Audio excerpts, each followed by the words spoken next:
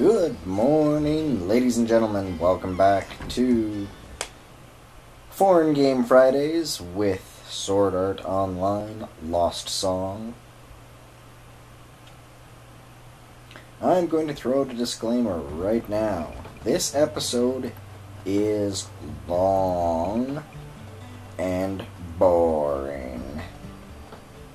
I'll do my damnedest to make it okay, but for some reason the game felt the need to cram in a whole bunch of long cutscenes with a ton of talking, which makes my translating job just, so miserable. If you want to stick around and get an idea of what we're going to be doing in the future, please do.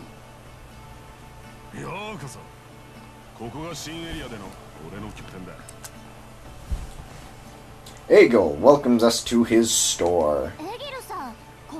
Oh, Egil, you opened up a store here? Yeah, what about the mainland store on mainland ALO? What about that store? Egil says it's inconvenient. And I presume he's talking about, selling items. But he's talking about how, since we're going to be in the new area for a little while, I might as well, set up shop.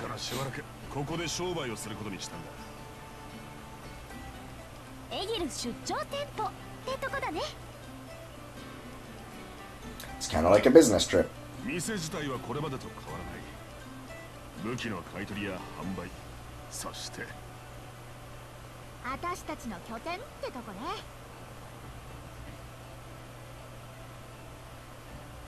It's going to be their base for a little bit.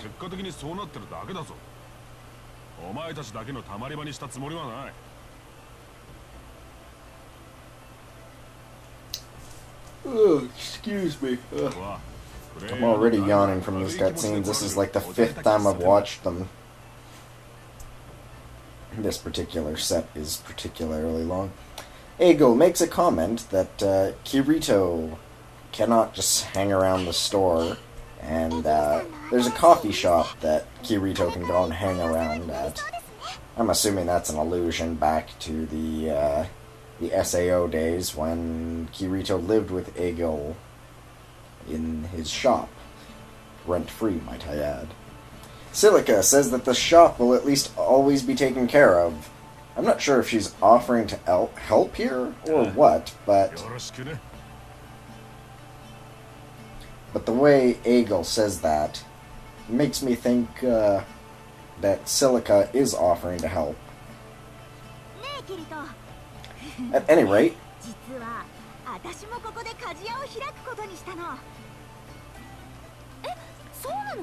Elizabeth reveals that she is also setting up shop here, her blacksmith shop. Asuna's like, wait, I didn't know about this. She says Egil helped it keep it quiet so that she could surprise everybody.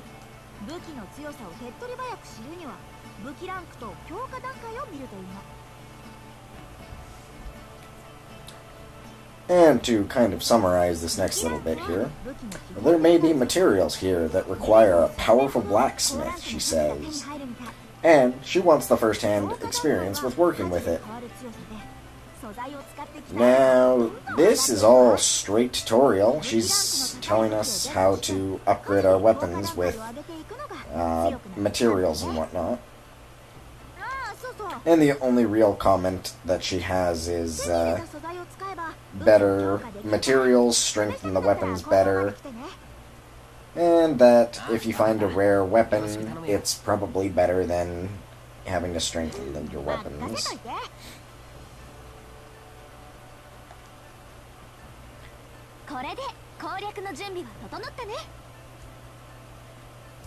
Asuna points out, well, if you guys are here, then we'll be well equipped.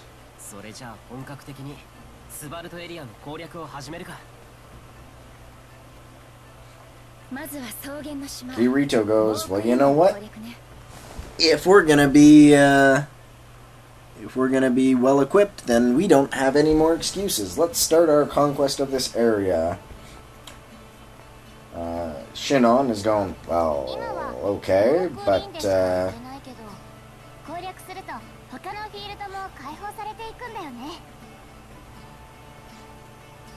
but how do we unlock the other areas besides, Volkerinta, or however you pronounce that, the main grassland that we are in? And that's when Lifa goes, oh, we can unlock other areas by completing areas that we have access to.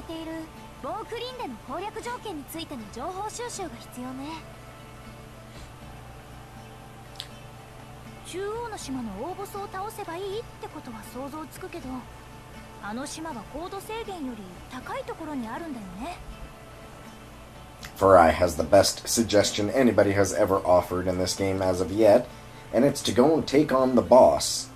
The boss, who is located, the island boss, pardon me. The island boss, who is located on the floating island that is above the flight limit. That's kind of a cryptic hint, but we have walked on that island by accident in earlier videos. Kirito notes that, might be interesting to try and, we won't be able to follow the boss if we can't fly, because it's above the flight limit. But it's a challenge that we need to take on.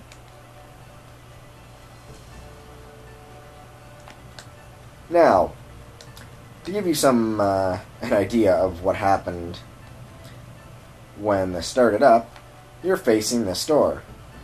But that's not where the big bright red arrows are, so I'm like, oh, what's going on over here? Let's see what Silica is up to.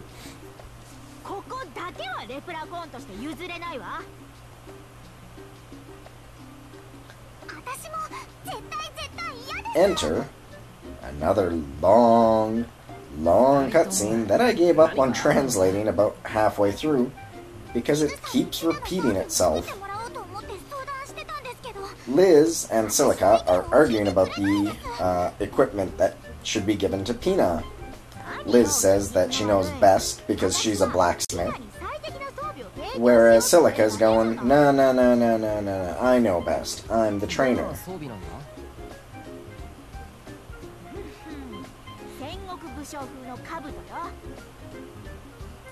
Liz says, oh, we should give it a Sengoku helmet, warlord style, which is a Japanese style.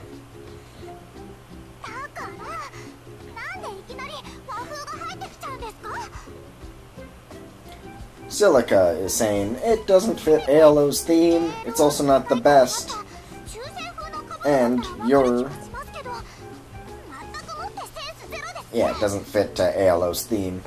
But basically she's arguing from a...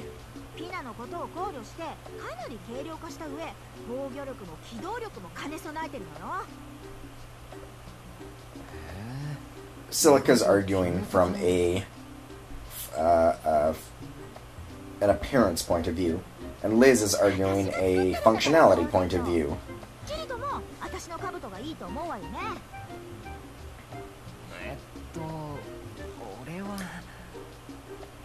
They ask for Kirito's opinion, and he's like,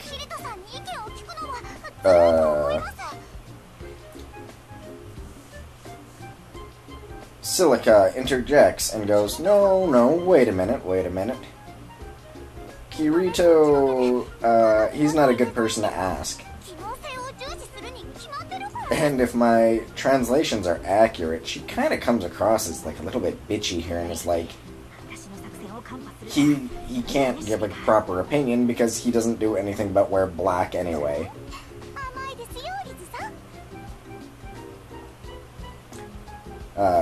Silica notes that since Kirito is always wearing black and black armor, he is clearly one who goes for appearance over functionality. And, but he's not... he goes for appearance over functionality, but he is not any weaker for it, which is proof to the argument that Pina can take armor that is not the most functional, but is but looks good, has the best appearance. I wouldn't compare your little flying dragon thing to these stupid, or to Kirito, because it's a little bit different, but... And this argument keeps going back and forth, back and forth.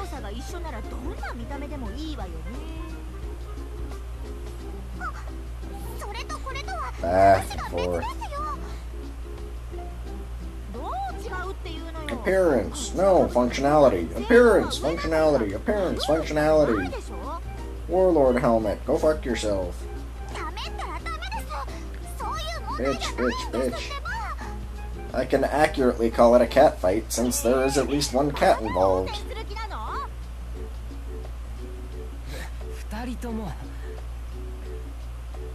Kirito's like, come on, you two.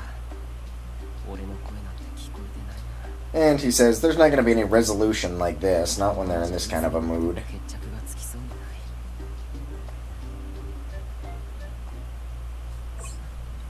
And so that whole argument amounted to absolutely nothing. Hooray!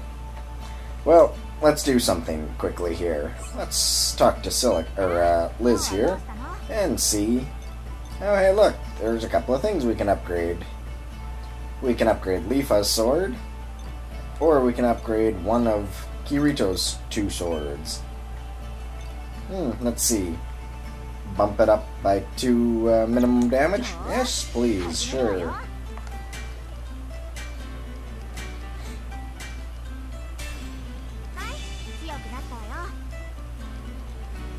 It's now +1.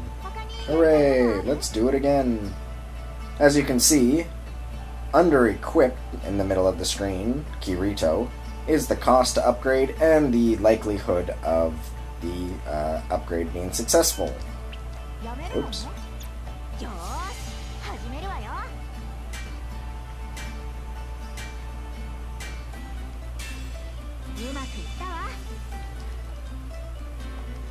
Further under that is the materials cost that it will take to actually upgrade it.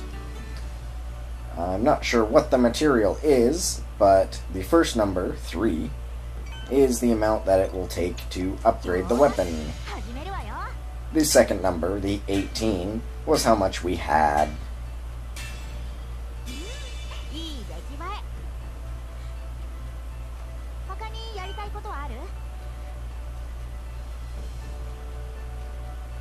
Let's see, I can't see it. It's a 4. It's a really awkward 4. The transparent backgrounds and the very thin text does not help anything. Let's give her one more setup here.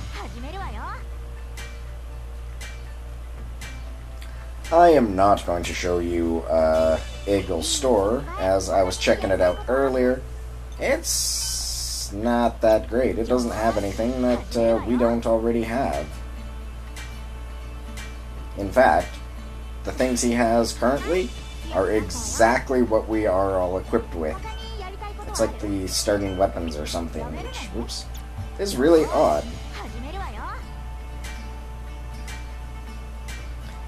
So anyway, as I was saying way the heck back, this episode in and of itself is not going to be particularly eventful, other than, I mean, this is about as eventful as it gets.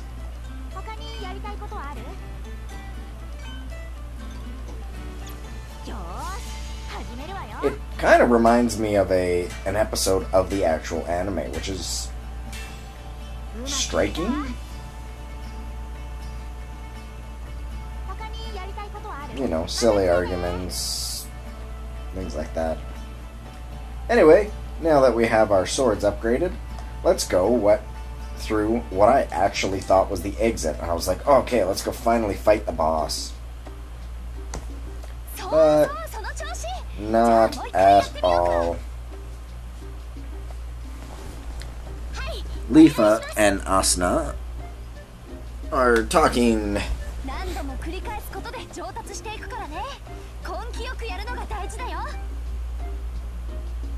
They're giving instructions, or it sounds like Asuna's giving instructions to Lifa. And Kirito goes, what are they doing back there? So he straight up walks back there. Delicious. Gross. What are you guys up to? Brother? What are you doing? I heard the two of you, and I got curious, so I came back to take a look. Oh, you could hear us? Yeah, it sounded like you were yelling like... I believe it says Spartans. It's Spartan yell, so I think they're talking about like the "This is Sparta" or just general loud screaming. Either way, Kirito is teasing, and Asuna takes it seriously. She's like, "Really? You can hear us screaming like Spartans?" Lifa is considerably less bothered by it. She's like, "Oh, really?"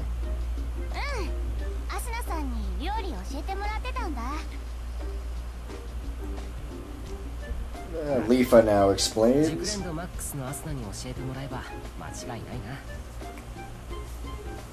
that Asuna is teaching her how to cook. And Kirito goes, "Oh yeah, that makes sense. You know Asuna's cooking skill is maxed out, right?"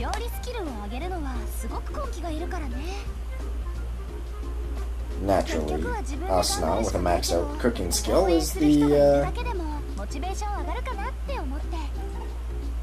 she's obviously the best choice for a tutor.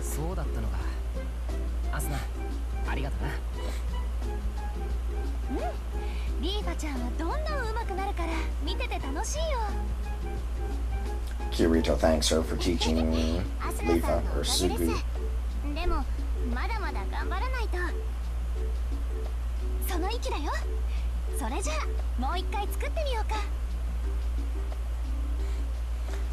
Lifa says, "Oh, I'm not very good yet," and Asuna goes, "Just takes patience." Now, Lifa invites Kirito to join. Kirito goes, me? Yeah, he's like, "No, I'm not going to. I have a 0 skill in my cooking." Asuna goes, how do you have a 0 skill in cooking for VR MMOs? Like, how did you survive SAO?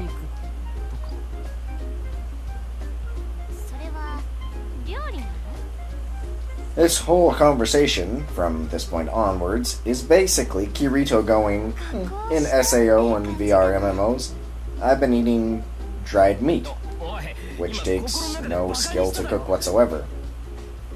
So it's got like 100% prep rate. Asuna and Lifa are slamming him for it. Oh, that's gross, how can you? And Kirito's defending the meat, saying, you know what? With 100% certainty of being able to fill an exact set percentage of my hunger and whatnot, it saved me in dungeons, because I can rely on it.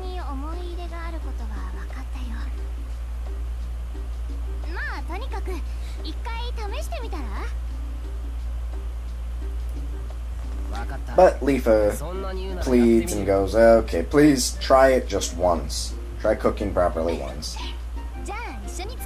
Of course, Kirito caves in, folds like a wet paper towel, wet tissue, in front of a hurricane. And now Asuna's giving them cooking lessons. Hooray!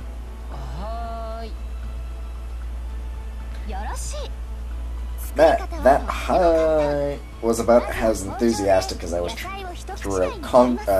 throughout translating this. And in fact, I could not tell you what they were saying right off the top of my head because I skimmed through this. It's basically something to the effect of, here, chop up the meat. Oh, okay. Meat chopped. そしてお鍋に今切ったものを全部入れて火にかける。 Join the Navy. あとは水と調味料。 Oh, oh wait, that's the Simpsons subliminal messaging. 蓋をして煮込むだけよ。 Put the stuff in the pot. もう終わりか？ Boil the pot. 簡単だったな。 Heat the pot. They're cooking stew, by the way, just in case I failed to mention that. They're making a stew, which I believe is a callback to the SAO episode where Asuna makes a rag-out rabbit stew for Kirito. It's one of the first times that they're, like, together, as, like, almost like a, not a date, but basically a date thing. うまそうだ。 They're taking the lids off and going, okay, awesome, let's see what it looks like. How does it look? How does it taste? Did everything come out okay? いただきます。 Kirito, let's bite. Dig in. うまい。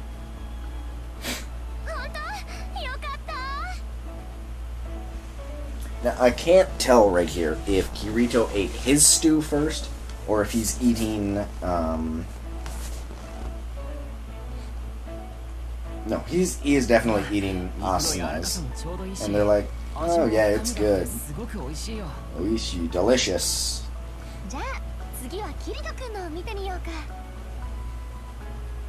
Alright, let's see what Kirito's looks like. Alright, here goes.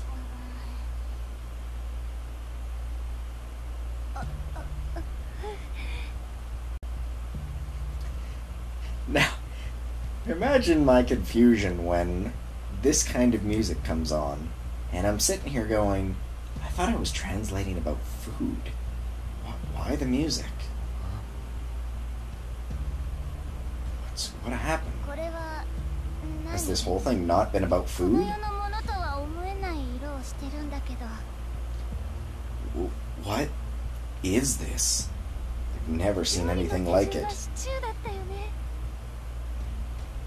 It's not a stew I've ever seen. How did you fuck up your stew so bad? How'd you fuck it up so bad that the music changed into a dark, epic thing? At one point in time, somebody makes a comment about it being a color not of this world or something like that. Which is...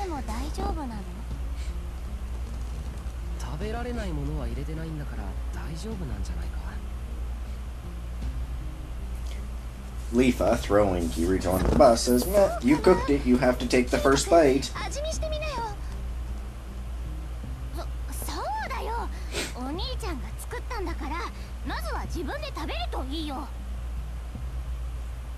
Yeah, I think that's right there when Leafa throws him under the bus and goes, you made it, you gotta eat it. That's a very sarcastic thank you for the food. Kirito takes a bite. Kirito-kun? O-兄ちゃん, 大丈夫? 悪くない。 It's good. というか、うまいぞこれ。 It's really good. Oh, it's not bad at all. Really? Really? Kirito's like, yeah, you two have some. シチューとは少し違うかもしれないけど、見た目に反して意外といけるぞ。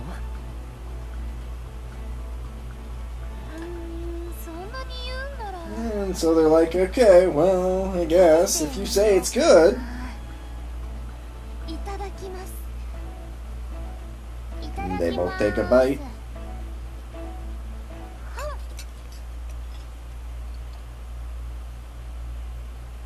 And once again, bear in mind, I'm sitting here thinking this whole thing is about food.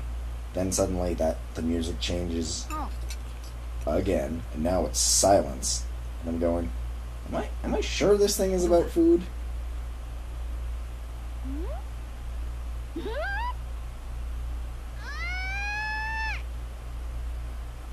どうしたんだ? What's wrong?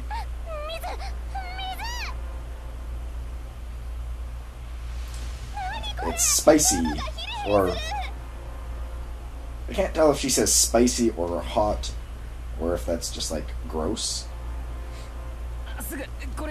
Either way, she's begging, both of them are begging for water.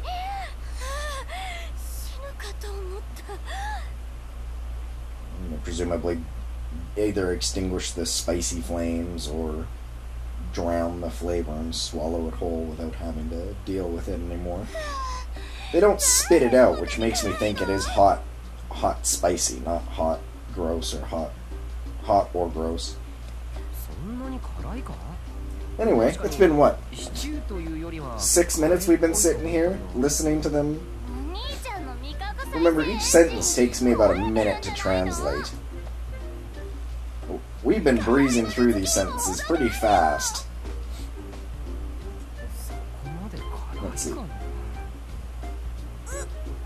Yeah, each sentence takes me about a minute to translate, and right now we're burning through it at about a sentence a second. So you could understand why I'm less than pleased, less than thrilled about how bloody long these cutscenes are compared to how much I get to actually do and play. But anyway, now we've got a shop we can shop at, a blacksmith that upgrades our weapons, and a place to do some cooking.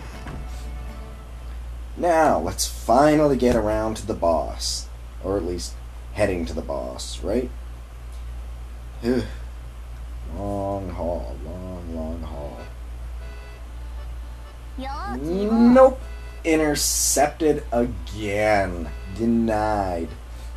Yo, Kibu.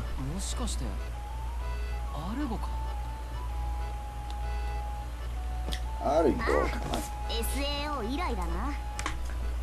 For those of you who have seen the SAO season, this is Argo, the information broker. She made her appearance in the Christmas episode in which Kirito is trying to find information about the St. Nicholas the Renegade. She shows up and goes, yeah, it's a lot of rumors, but I can't find anything about it. Supposedly it's near a certain fir tree. Kirito happens in that episode to know more than she does, despite the fact that she's supposedly an information broker. And here we basically find out, she's still an information broker, and she's offering her services to Kirito for any time, or for not for free, but drop in any time and get some information. She's oddly complimentary about how he's a beta tester, so he probably won't need it, but this is the game's subtle way of telling us if we need hints, we can go to her, and she'll give us the super obvious tips. And with that, we're finally free to go, right? Oh. Son of a bitch. I did not translate any of this because I was planning on ending the episode after that last cutscene. Okay, so shoddily chopped up video inbound because now I'm going to be translating and I'll just cut the video live. So, bear with me, please.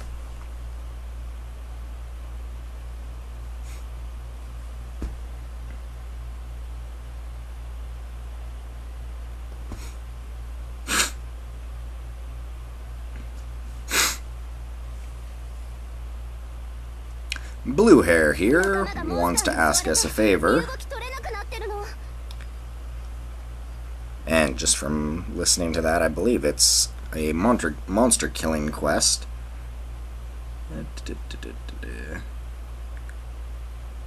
Oh, no, one of their friends has become motionless after being attacked by monsters. Petrification? I don't think so. I don't think they're talking petrification. I think the word only translates across to motionless. And they're claiming it's a strong monster that they can't take out on their own. Presumably a monster of, you know, regular blue slime strength, because the people in this world seem to be pretty freaking useless. And they basically want us to go and rescue it. Yeah, that's exactly what I said.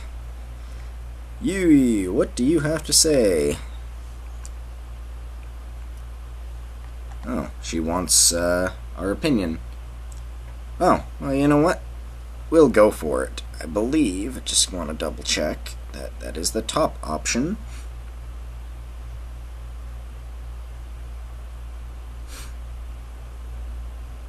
Yes, I'm going to help. Sure, why not?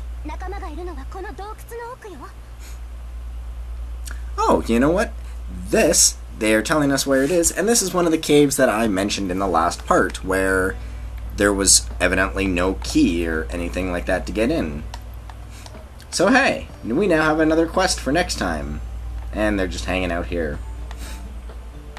Uh-oh. The map marker wants me to go into the... Please, no more cutscenes. Just let me save. I want to end this part. I'm so tired. No! Shit! Okay, more choppily inbound half translations. Give me just a second.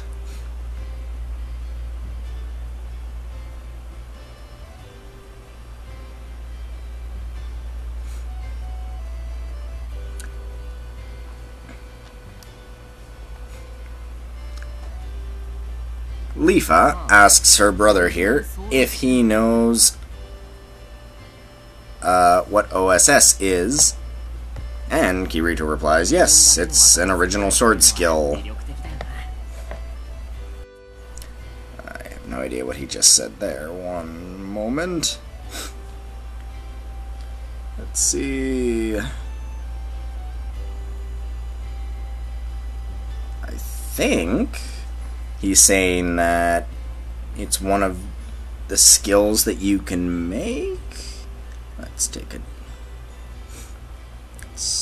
try this one more time.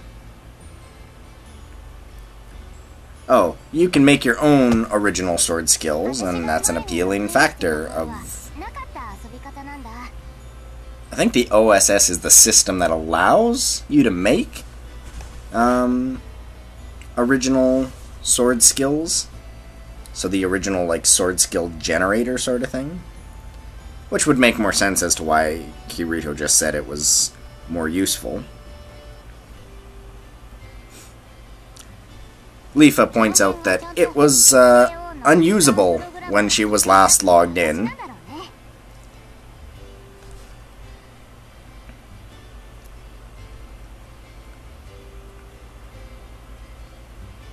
And she thinks that it might be because the SAO servers were not transferred directly over. They were copied and then modified.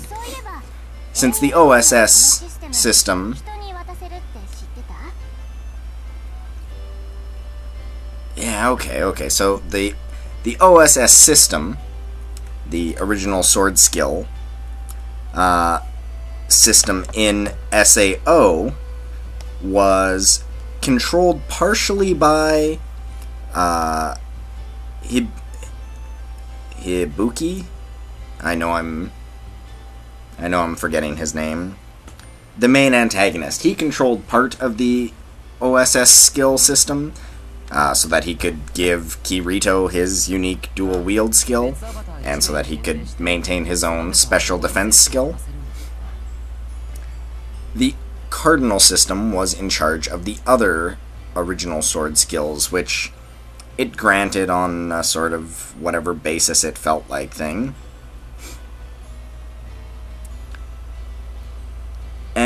since Cardinal was not copied in its entirety to ALO, I think that's why Leafa was speculating that it was not available. But Kirito has just noted that, oh, well, you know what, sword skills are limited to 1 per person, and that they're only produced based on techniques and fighting styles that you're always using. I think he's saying here that he doesn't okay, he's saying that he has to start from ground zero for his own OSS because his dual blades did not transfer over properly from SAO, which was something that they actually talked about in the SA or the ALO arc of Sword Art Online anime anyway, so that makes sense. I mean, this game is not exactly the most canon following system on the world, but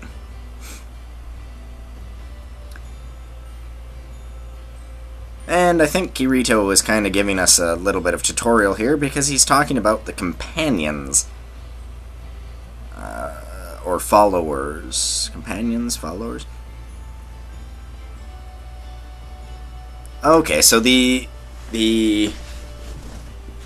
party members that you've got set with you can learn OSSs on their own, but it's extremely unlikely that they will. It's more likely that you will learn the OSS based on you actually taking control of the character and fighting as them on your own. Because if you recall, you can pick your party members, and you can switch off of Kirito and play as other members altogether.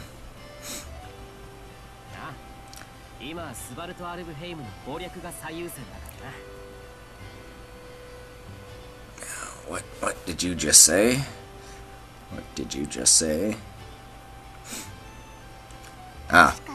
So Kirito wants to develop his own OSS again.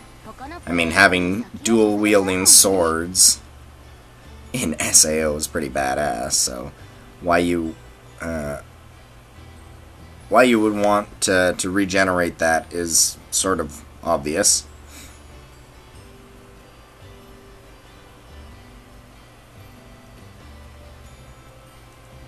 And it sounds like, from the way Leafa's speaking of OSS, they're limited insofar as other players, if they get the OSS, you can't get anything that's kind of a copy of it.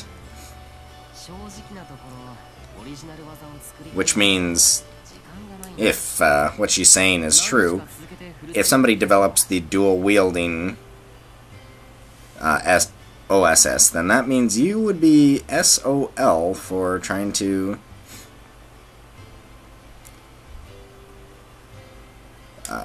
then you'd be SOL for trying to develop it on your own. You'd have to come up with something unique and new. Kirito wants to make an original technique altogether. I think he's saying that it should be harmonizing between his fighting type and kind of, I guess, that's a little, that sentence was odd.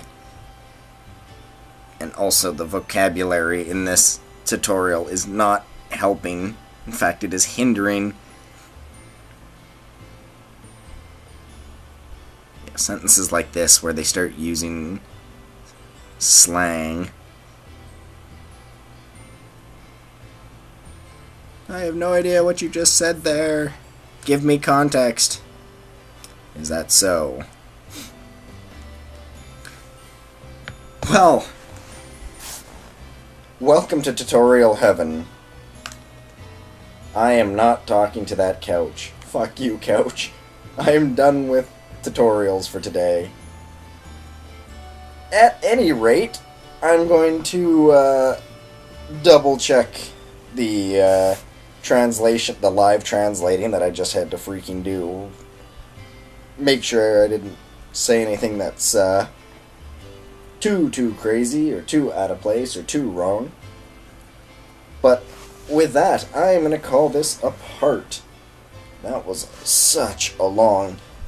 To give you an idea, I started translating this, booted up the game 4 hours ago now.